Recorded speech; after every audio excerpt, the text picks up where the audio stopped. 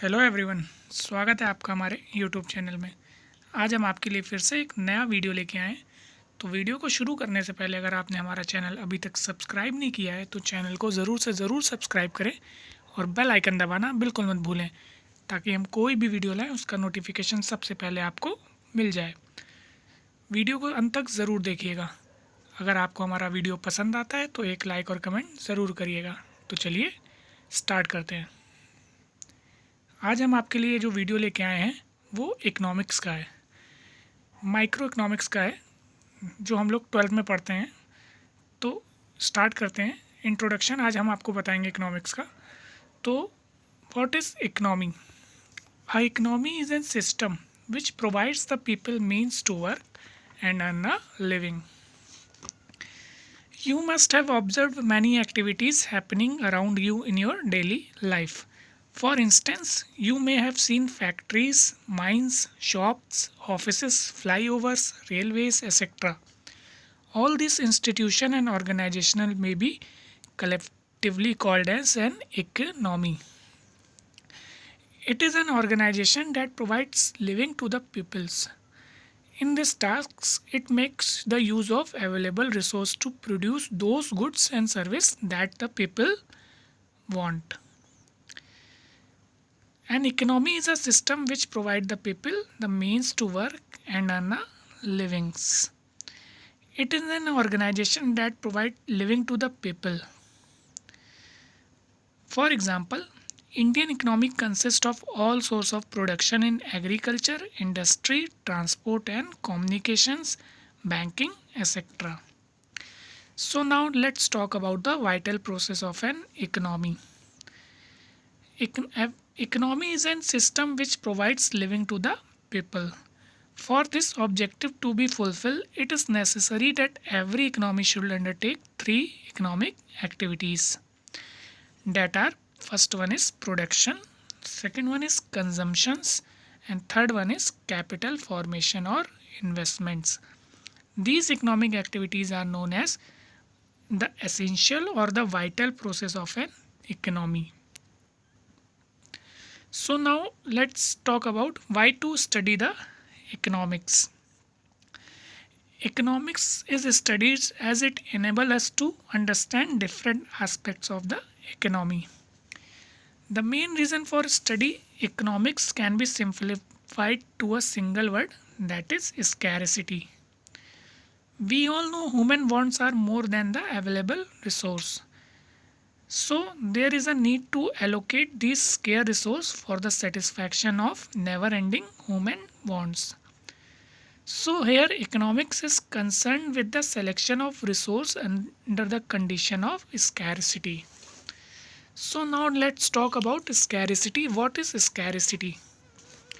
Scarcity refers to the limitation of supply in relation to the demand for a commodity.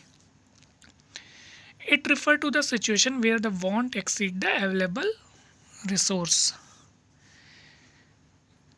Scarcity is universal as every individual, organization and economy faces the scarcity of resource. Scarcity of resource calls for economizing of resource.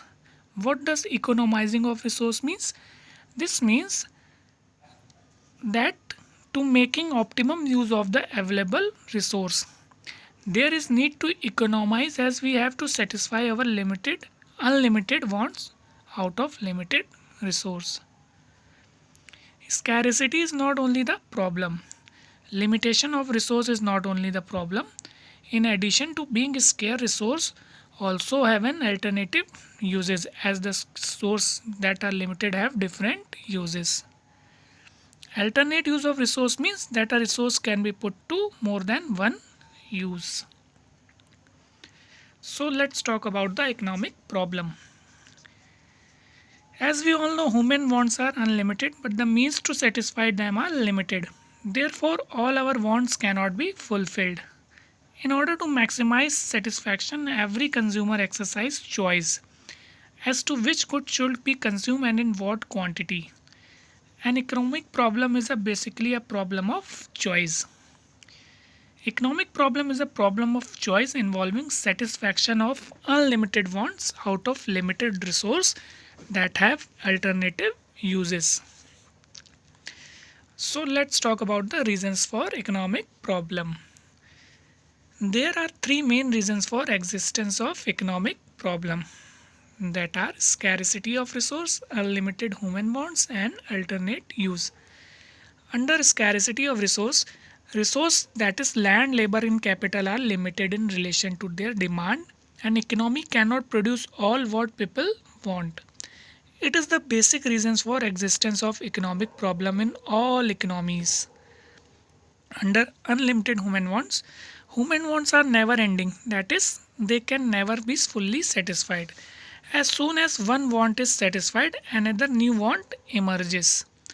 Want of the people are unlimited and keep on multiplying and cannot be satisfied due to limited resource.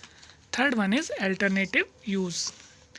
Resources are not only scarce but they can also be put to various uses. It makes choice among resources more important. So let's talk about what is economics and what is micro and macroeconomics. Economics is the social science which study the way a society choose to use its limited resource which have alternative uses and to produce goods and service and to distribute them among different groups of peoples. Economics is all about making choice in the presence of scarcity. It studies the human behavior as a relationship between means, that is resource, and ends, that are human wants. So let's talk about the microeconomics and macroeconomics. Microeconomics is that part of economic theory which studies the behavior of individual unit of an economy. If we talk about the macro, it is that part of economic theory which studies the behavior of aggregate of the economy as a whole. The tool used in microeconomics are demand and supply. If we talk about macro, the tool used here are aggregate demand and aggregate supply. The aim of microeconomics is to determine the price of the commodity or the factor of production. In macroeconomics, the aim is to determine income and employment level of the economy. Microeconomics is also known as price theory and macroeconomics is also known as income and employment theory. If we talk about the example of microeconomics, then they are individual income and individual output, and in macroeconomics it is national income and national output.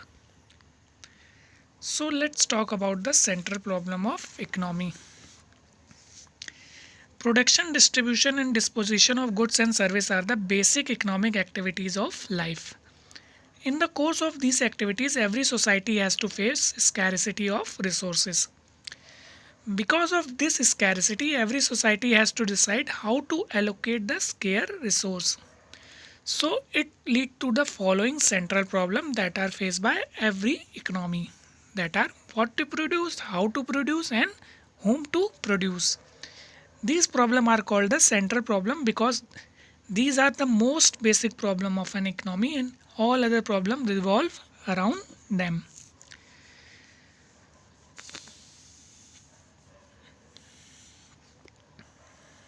So let's talk about each. In what to produce, this problem involves the selection of goods and service to be produced and the quantity to be produced of each selected commodity. Every economy has a limited resource and thus cannot produce all the goods. More of one good or service usually means less of other. The problem of what to produce has two aspects, that is what possible commodity to produce and how much to produce. Under what possible commodity to produce, an economy has to decide which consumer goods and which of the capital goods are to be produced. And in the same way, economy has to make choice between civil goods and war goods. And in how much to produce, after deciding the good to be produced, economy has to decide the quantity of each commodity that is selected. It means it involves a decision regarding the quantity to be produced of consumer and capital good, civil and war good, and so on. In second one, how to produce. This problem refer to the selection of technique to be useful for the production of goods and services. A good can be produced using different techniques of production. By technique, we means which particular combination of input to be used. Generally, techniques are classified as labor-intensive technique and capital-intensive technique. In labor-intensive technique, more labor and less capital. And if we talk about the capital-intensive technique, there is more capital and less labor utilizations. Third one is for whom to produce. This problem refers to the selection of the category of people who will ultimately consume this good. That is whether to produce for more poor and less rich or more rich and less poor. Since the resources are scarce in every economy, no society can satisfy all the want of its people. Thus a problem of choice arises. Goods are produced for those people who have the paying capacity. The capacity of people to pay for goods depend upon their level of income. It means this problem is concerned with the distribution of income among the factor of production who contribute in the production process. So now let's talk about the opportunity cost. As resources are scarce, the society is always forced to make choices. To produce more of one good, a certain amount of other good has to be sacrificed. The true cost of using economic resource in any given project is the loss of alternative output which they might have produced. Here, opportunity cost is the cost of next best alternative foregone. For example, suppose you have 20,000 rupees and you want to purchase one computer and a LCD TV with 20,000 only in hand. So you cannot have both, or you cannot buy both.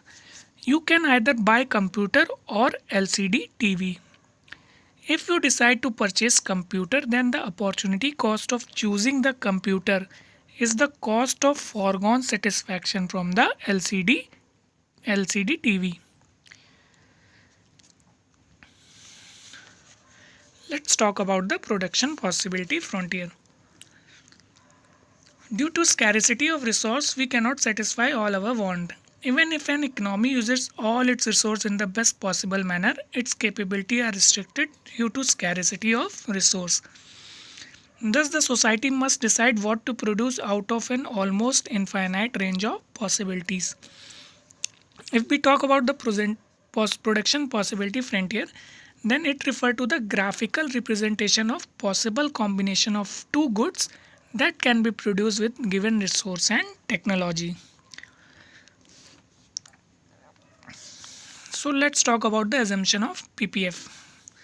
Production possibility frontier is based on the following assumptions. The amount of resource is fixed in economy, but these can be transferred from one use to another as resource can have alternate use. Second one is with the help of given resource only two good can be produced. Third one is the level of technology is assumed to be constant. The fourth one is the resources are fully and efficiently utilized. Let's talk about marginal opportunity cost. The marginal opportunity cost refers to the number of unit or a number of commodities sacrificed to gain one additional unit of another commodity. In case of production possibility frontier, marginal opportunity cost is always increasing because more and more unit of a commodity have to be sacrificed to gain an additional unit of another commodity.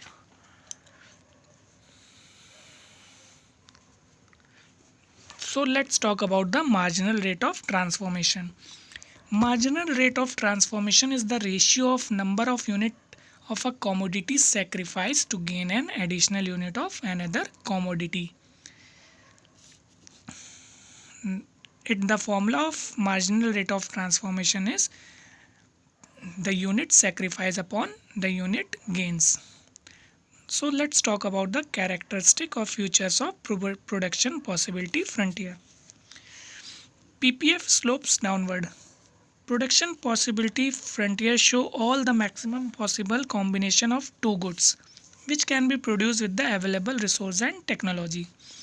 In such a case, more of one good can be produced only by taking resource away from the production of another goods.